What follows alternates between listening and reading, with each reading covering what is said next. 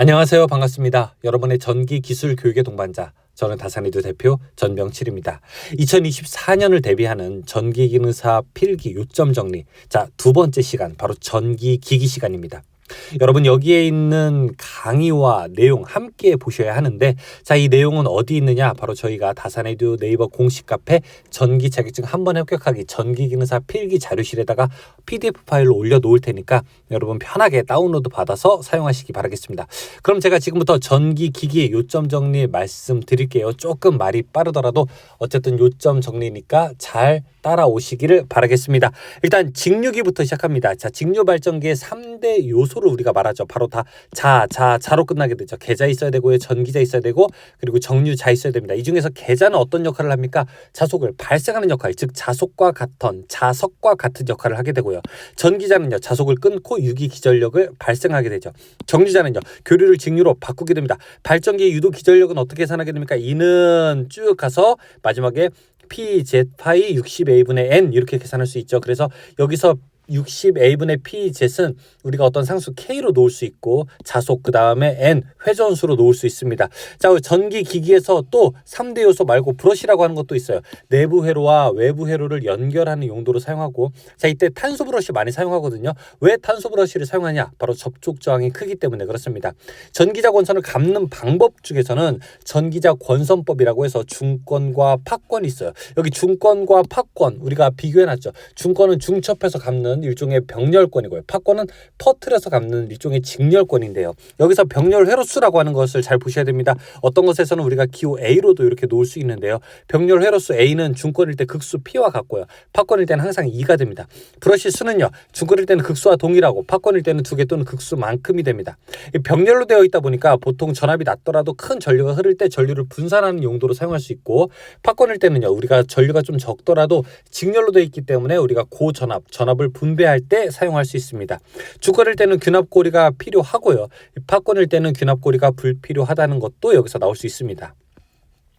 귀납고리라는 것은 무엇인가요? 고리 환자를 써서 귀납환이라고도 말하는데요. 브러쉬의 불꽃을 방지할 때 사용합니다. 자, 전기자 반작용 들어보셨죠? 왜 발생합니까? 전기자 권선에 흐르는 전류 때문에 발생을 하게 되는 거고요. 자, 영향은 뭐예요? 중성축이 이동하게 되죠. 그리고 주자속도 어떻게 됩니까? 감소하게 되죠. 그리고 정류도 불량하게 돼요. 자, 주자속이 감소하게 되면 전동기일 때는 토크가 감소하고요. 발전기일 때는 기전력이 감소하게 되죠. 이거 방지하려면 어떻게 해야 되죠? 브러쉬 위치를 정기적인 중성첩으로 조금 이렇게 각도를 틀어서 이동하는 방법이 있고요. 그리고 보극을 설치하는 방법도 있습니다. 보상권선을 설치하는 방법도 있죠. 전기자 전류 방향과 반대로 이때 설치를 해야 됩니다. 가장 유효한 방법이 뭐냐라고 하면 우리가 보상권선을 설치한다. 이 대답이 어떻게 보면 가장 좋은 대답이라고 할 수 있습니다. 역기전력이라고 하는 것은요, 우리가 공급된 전압에서 이 중간에 이 전기자에서 발생하는 전압 강하를 우리가 줄이는 것을 계산할 수 있죠. 플레밍의 법칙은요, 발전기로 오른손 법칙, 전동기로 왼손 법칙을 사용하죠. 이거 외울 때 우리가 우, 발, 좌, 전 이렇게 외웠었죠. 전동기 속도는 식 이렇게 놓을 수 있습니다. 결국에는 뭐예요? 자속에 반비례하게 되는 거예요. 자속이 크게 되면은 속도는 오히려 감소할 수 있다라고 놓을 수 있습니다. 전동기의 속도를 제어하고 싶어요. 어떤 제어법이 있나요? 정출력 제어법으로서 계자를 제어하는 방법, 그 다음에 가장 광범위한 제어로서 전압을 제어하는 방법. 잘 사용하진 않아요. 손실이 좀 많아서. 그런데 저항을 삽입하는 우리가 저항 제어법도 있습니다. 제동법 세우는 방법에는요, 발전제동, 회생제동, 역상제동 등이 있게 되는 거죠. 효율이라고 하는 것 꼭 알아둬야 되겠죠. 효율 뭡니까? 일반적으로 우리가 실측하는 효율은요, 입력분의 출력이에요. 그런데 발전기와 전동기를 우리가 약속된 효율이 있습니다. 그걸 규약 효율이라고 하는데요. 발전기는 전기를 빼내는 거죠. 그래서 출력이 2번 들어가고, 전동기는 전기를 집어 넣는 거죠. 그래서 입력이 2번 들어가고, 그래서 우리가 어쨌든 입력분의 출력인데 발전기와 전동기의 규약 효율에서는 각각 이걸 서로 다르게 표현하고 있다. 알아두시면 좋겠습니다. 최대 효율은 언제입니까? 고정손과 가변손이 같을 때, 즉 철손과 동손이 같을 때 이렇게 설명을 할 수 있습니다. 발전기 종류 되게 많고, 자, 여러 가지 외울 것들이 있어요. 일단 타여자 발전기는 뭡니까? 잔류자기가 없어도 발전이 가능해요.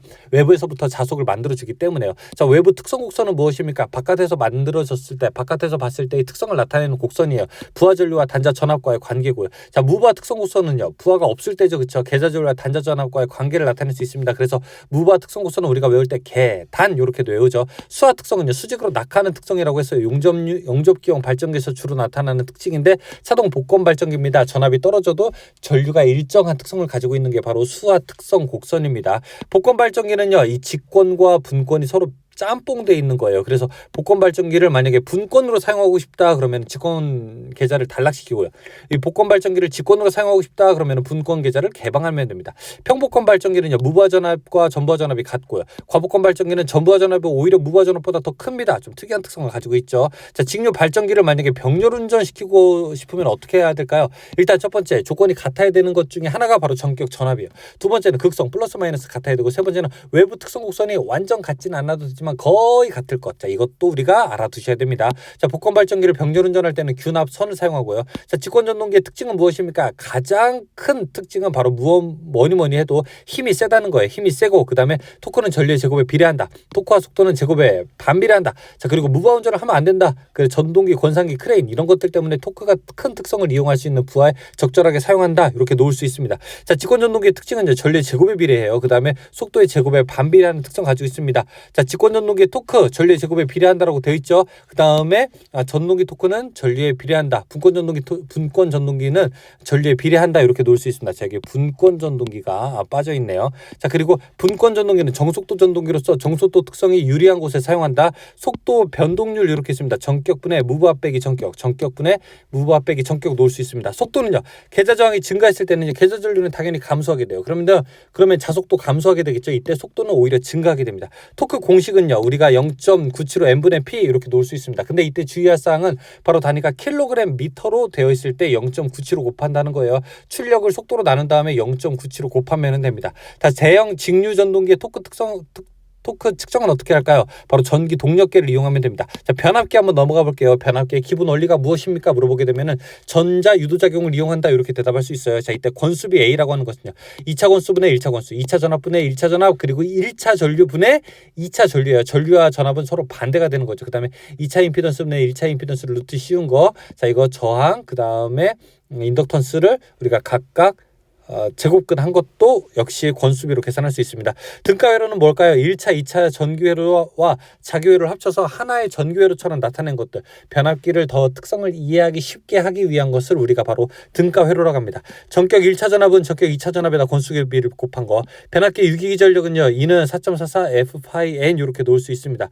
변압기의 규약 효율은요, 우리가 출력 플러스 손실분의 출력, 이거 마치 발전기와 똑같이 계산할 수 있겠죠.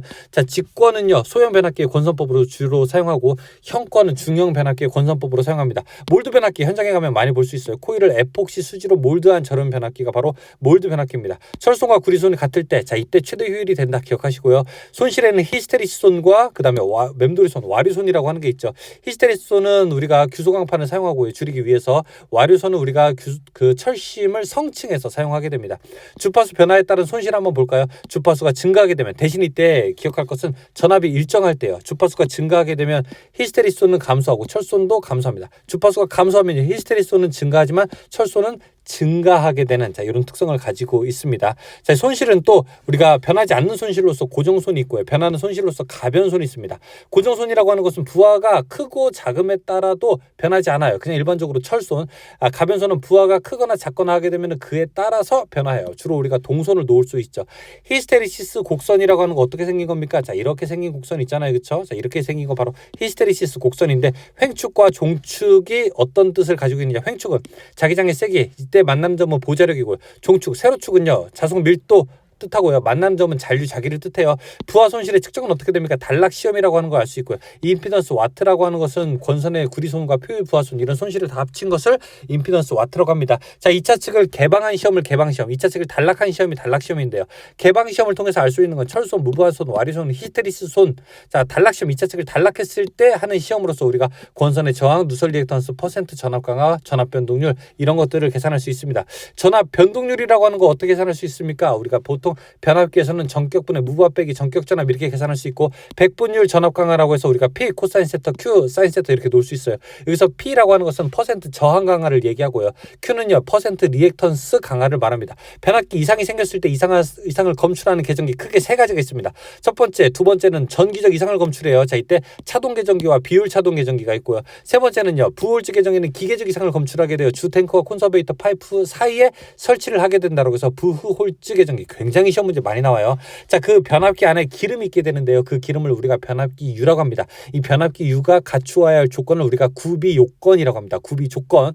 자, 어떤 구비 조건이 있을까요? 첫 번째, 절연 내력이 높아야 되고요. 두 번째, 인화점이 높고 응고점은 낮아야 돼요. 그 다음에 화학적인 영향 당연히 받지 않아야 되겠죠. 침전물 생기지 않아야 되겠죠. 그리고 산화하지 않아야 되겠죠. 자, 냉각 효과는 당연히 커야 되겠죠. 비열과 열 전도도 크면서, 자, 점성도가 작을 것 여기다가 별표. 자, 점성도라고 하는 것은 점도죠. 끈적이는 정도를 이야기하는데 그 끈적이는 정도가 작아야 됩니다. 변압기의 냉각 방식은요, 우리가 유입 잔행식, 유입 풍냉식, 송유 잔행식, 송유 풍냉식 이런 종류들이 있게 돼요. 변압기 아크 방전 때문에 가장 많이 발생하는 가스가 바로 수소가스가 되고요. 자, 변압기도 병렬 운전하고 싶어요. 병렬 운전할 때 어떤 조건이 같아야 될까요? 첫 번째, 극성 같아야 됩니다. 담극성이냐 가극성이냐. 그다음에 권수비 같아야 되겠죠. 그래야지 1차 측에 공급된 전압이 2차 측에 서로 같겠죠. 그리고 변압기의 임피던스가 전격 용량에 반비례해야 되겠죠. 그다음에 변압기의 저항과 누설 리액턴스가 같아야 되는 거고요. 이 YY 결선에서는 중성점을 접지 가능하고 2차 두 가지 전압을 사용할 수 있습니다. 성간 전압과 상전압이 있으니까요. 자, 델타 결선에서는요, V 결선을 사용할 수 있죠. 변압기 세대 중에서 한 대가 고장 났을 때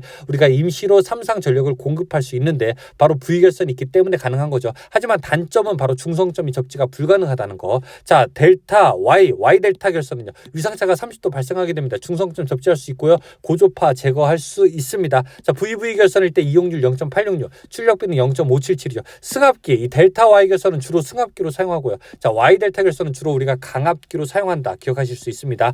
이 V 결선에서 삼상 공급 전력은요, 한 대 공급 전력에다가 우리가 루트 3배 하면 돼요. 그래서 예를 들어 10kg짜리가 있다. V 결선은 어떻게 되냐라고 하게 되면 10kg에다가 곱하기 루트 3한 거, 1.73이 곱한 거니까 약 17kg 정도 우리가 공급할 수 있다. 이렇게 대답할 수 있습니다. 3상에서 6상을 변화하는 것은 포크 결선, 3상에서 2상을 변화하는 것은 스코트 결선, T 결선, 우드브리지 결선이 있습니다.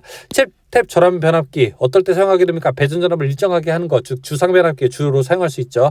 단권 변압기는 한 개의 권선으로만 구성된 거예요. 동절약하고요. 우리가 보통 이제 승합용 변압기로 사용할 수가 있게 되는 특징을 가지고 있습니다. 자, 계기용 변압기는요, 우리가 보통 VT라고 하고 PT라고도 합니다. 자, 전압의 변성에 사용되고 이때는 2차 측에다가 전압계를 연결하고, 계기용 변류기는요, 전류의 변성에 사용하고 2차 측에다가 전류계를 연결하게 되는. 그러니까 높은 전압을 측정할 때는요, 계기용 변압기가 있어야 되고요. 높은 전류를 측정하게 될 때는 우리가 계기용 변류기가 있어야 되는 거죠. 자, 영상 변류기 ZCT는 어떨 때 사용하게 됩니까? 지락사고 영상 전류 검출하게 될 때, 즉 누설 전류를 검출하게 될 때 보통 사용을 할 수 있겠죠. 변압기 시험법은 반함 시험법, 실부화, 그다음에 등가 변환법이 있습니다. 반함 부화법은 두 대가 필요한 거예요. 그다음에 실부화는 진짜 원래 실제 부하를 결선하는 것, 이거를 우리가 변압기 결선법, 부하법이라고 합니다. 변압기를 건조시키는 방법은요, 열풍법, 단락법, 진공법 있게 되고, 절연 온도 외울 수 있습니까? 여러분, 이거 보통 기호로 나타내는데, 예를 들어 E종은 120이 들어가요. B종은요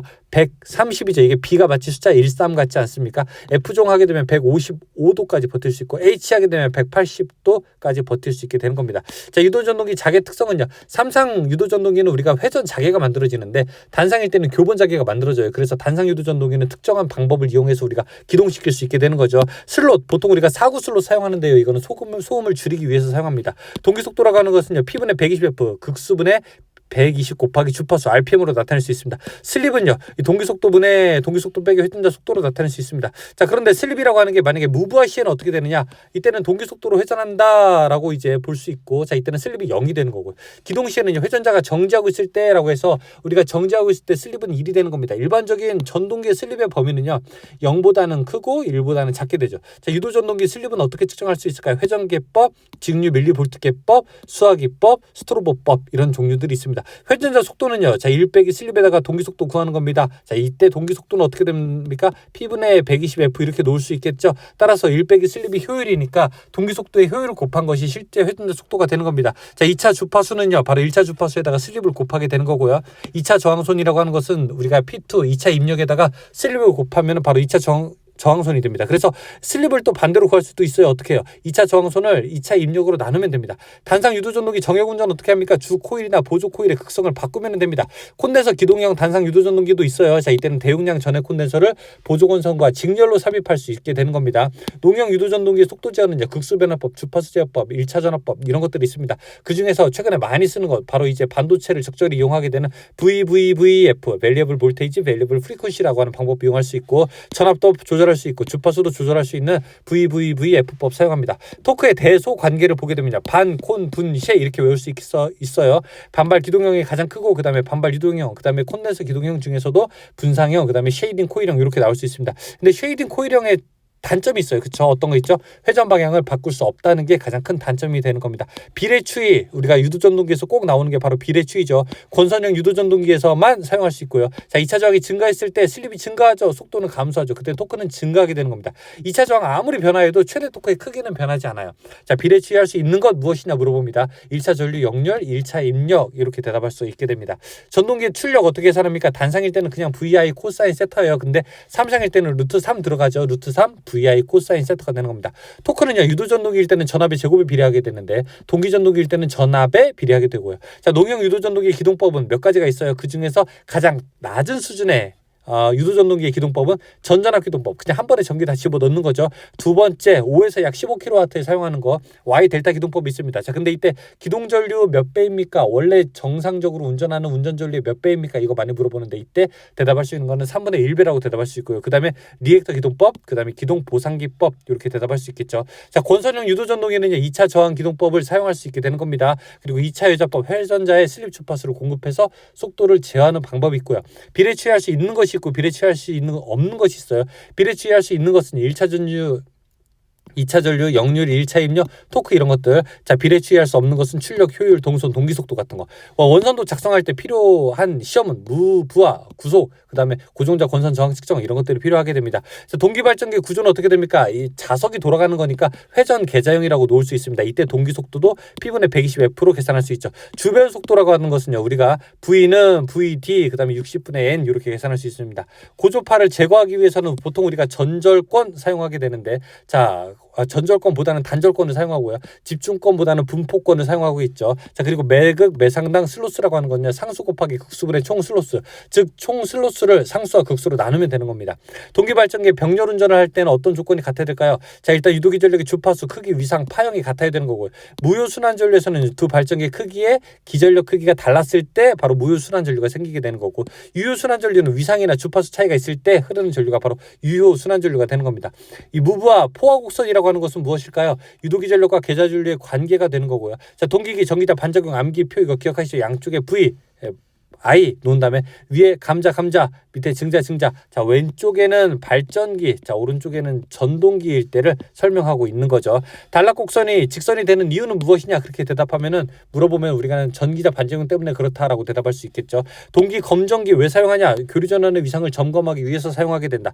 난조를 어떻게 방지할 수 있느냐? 속도가 막 진동하는 현상이죠. 계좌 작면에 제동원선 설치할 수 있습니다. 관성 모멘트 크게 하기 위해서 플라이휠 효과를 이용할 수 있습니다. 조속기의 성능을 너무 예민하지 않게 할 수 있습니다. 그리고 고조파를 제거할 수 있습니다. 라고 할 수 있습니다. 고조파 제거하기 위해서는 우리가 단절권이나 분포권을 사용할 수 있게 되는 겁니다. 자, 그리고 안정도 향상 대책으로서는요, 단락비를 크게 할 것, 동기 임피던스를 작게 할 것, 관성 모멘트를 크게 할 것, 조속기를 신속하게 동작하고 소극 여자 방식을 채용합니다. 자, 무브와 시험은요, 우리가 철손을 구할 수 있고 고요. 단락 시험은요, 동손, 그 다음에 동기 임피던스로 구할 수 있습니다. 단락비라고 하는요, 우리가 단락 전류를 전격 전류로 나눈 겁니다. 100을 퍼센트 임피던스로 나눠도 똑같은 결과 얻을 수 있겠죠. 단락비가 큰 기계는 동기 임피던스가 작고 전기자 반작용이 작다. 공극이 크고 무겁고 비싸다. 전압 변동률이 작다. 이렇게 대답할 수 있습니다. 누설 리액턴스는 돌발 단락 전류를 주로 제한하고요. 동기 리액턴스는 영구 단락 전류를 주로 제한하게 됩니다. 동기 전동기를 위상 조절에 이용한 것을 우리가 동기 조상기라고 하죠. 동기 조상기의 장점 무엇입니까? 진상, 지상 모두 다 보상이 가능하다는 거예요.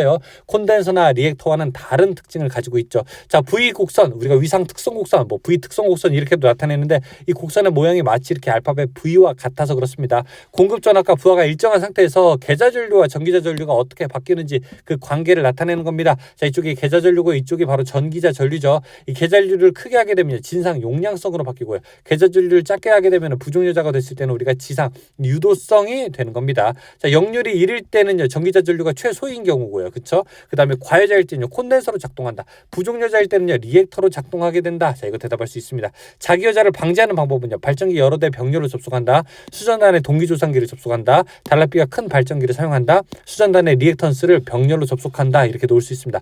동기전동기의 장점은요, 속도가 일정한 것이 바로 동기전동기의 장점이죠. 그래서 압연기나 분쇄기나 송풍기 일정한 속도를 요구할 때 우리가 동기전동기를 주로 사용할 수 있습니다. 동기전동기의 기동법은요. 유도전동기법, 그다음에 자기기동법. 유도전동기법은 유도전동기를 이용하는 거예요. 이때 동기전동기의 극수에 두 극 더 적게 사용하고요. 자기기동법은 동기전동기 기동계의 제동권선을 사용하는 겁니다. 다음에 이제 우리가 정유기 가보죠. 반도체는 불순물이 증가할수록 저항이 감소하게 됩니다. 반도체의 반송자, 종류, 원자가 이거를 서로 구분해 볼게요. P형 반도체일 때는요. 반송자가 전공이고요. 인디뮴, 붕소, 알루미늄 같은 거 사용하게 돼요. 이때 원자가는 삼가이고요. N형 반도체일 때는요. 우리가 반송자가 전자예요. 이때 인, 안티몬, 비소 같은 걸 사용하고요. 원자가는 바로 오가를 사용하게 됩니다. 우리가 정유기에서는요. 정유 무엇인가 물어볼 수 있죠. 자, 교류를 직류로 보통 변환하는 것이 바로 정유입니다. 이때 일반적으로 사용하는 소자가 바로 다이오드를 이용할 수 있고요. 정공은 왜 생기느냐? 결합전자 이탈로 생길 수 있다. 평활회로라고 하는요. 콘덴서를 이용하여서 교류의 출력 성분을 감소시킬 수 있고요. 애벌런치 항복 전압은 온도가 높아짐에 따라 증가하게 됩니다. SCR 일반적으로 많이 사용하는 우리가 반도체 소자죠. 역저지 3단자 사이리스 라고도 부르게 되고요. 아크가 생기지 않기 때문에 일단 열이 발생이 적어요. 반도체 소자라서. 그리고 단점은 과전압에 약하다는 거예요. 그렇죠? 하지만 이제 또 장점, 전류가 흐르고 있을 때 양극의 전압 강화가 적다는 겁니다. 즉 이 저항이 전기 저항이 굉장히 작다는 거예요. SCR을 턴온 켜려면 어떻게 해야 됩니까? 양극과 음극 간의 브레이크 오버 전압 이상의 전압을 인가하고요. 게이트의 레칭 전류 이상의 전류를 인가할 수 있고요. 자, 이때 이 전류를 우리가 펄스 전류의 형태로 나타낼 수 있습니다. SCR을 끌려면은요. 에노드 극성을 플러스 마이너스를 바꾸거나 혹은 에노드에서 캐소드로 가는 유지 전류를 특정 전류 이하로 만들 수 있습니다. 만들면 꺼지게 되는데 그 특정 전류를 우리가 유지 전류라고 하게 됩니다. 유지 전류 뭐예요? SCR이 온 상태를 유지하기 위한 최소한의 전류입니다. 레칭 전류는요. 사이리스터가 턴온하기 위한 게이트의 최소 전류를 말합니다. 자, GTO라고 하는 소자도 있죠. 자기 소호가 가능하다. 자기가 켜고 끄는 것이 가능하다고 하는 것을 우리가 GTO라고 하는 소자를 이용할 수 있습니다. 역저지 3단자 소자라고 하고요. 초퍼, 직류 스위치 등에 사용할 수 있고 자기 소호가 가능하다. 자, 이걸로 여러분 많이 알고 있죠. 자, 다른 소자로서는 IGBT가 있습니다. 대전류나 고전압을 제어하는 거 자기 소호 역시 가능하고요. 다음에 트라이액 양방향 3단자 사이리스터고요. SCR을 마치 두 개의 역병렬로 접속한 것과 같은 그림이죠. SCS 역저지 3단자 사이리스터고요. 조광장치, 교류 스위치 등에 주로 많이 사용합니다. 단자의 개수에 따른 반도체 소자는요. 2단자, 3단자, 4단자가 있죠. 2단자에는 다이액, SSS, 다이오드. 3단자는 SCR, LASCR, GTO, 트라이액. 그 다음에 4단자는 SCS. 맥동률이라고 하는 거는 뭡니까? 얼마나 잘 흔들리느냐. 자, 직류 분분에 우리가 교류분을 맥동률이라고 합니다. 직류 출력이 어떻게 됩니까? 바로 이제 단상, 삼상, 이렇게 반파, 그 다음에 전파 놓을 수 있는데 단상 반파는 0.45 곱하기 입력, 삼상 반파는 1.17, 그 다음에 단상 전파는 0.9, 그 다음에 삼상 전파는 1.35 이렇게 입력하게 되죠. 전력 변환 회로에서 인버터 회로라고 하는 건 뭐예요? 직류를 교류로 바꾸는 거. 컨버터는요, 교류를 직류로 바꾸는 거. 사이클로 컨버터는 교류를 다른 교류로 바꾸는데 이때는 교류의 주파수만 바꿉니다. 초퍼 회로는 직류를 다른 직류로 바꾸는 것을 우리가 초퍼 회로라고 놓을 수 있습니다. 자, 여기까지 우리가 2024년 전기기능사 필기 요점 정리, 자, 전기기기 마무리했습니다. 여러분 다산에듀 네이버 공식 카페에 오시게 되면 더 많은 자료도 있고 학습자들끼리의 어떤 어려움이나 그리고 교재와 관련된 질문들 그리고 공부하다가 잘 안 되는 여러 가지 다양한 문제들을 서로 교환할 수 있으니까 카페에 한번 오시게 되면 더 많은 내용들을 한번 나눌 수 있습니다. 여러분 준비 잘 하시고 잠깐 쉬었다가 전기 설비에서 또 뵐게요. 고맙습니다.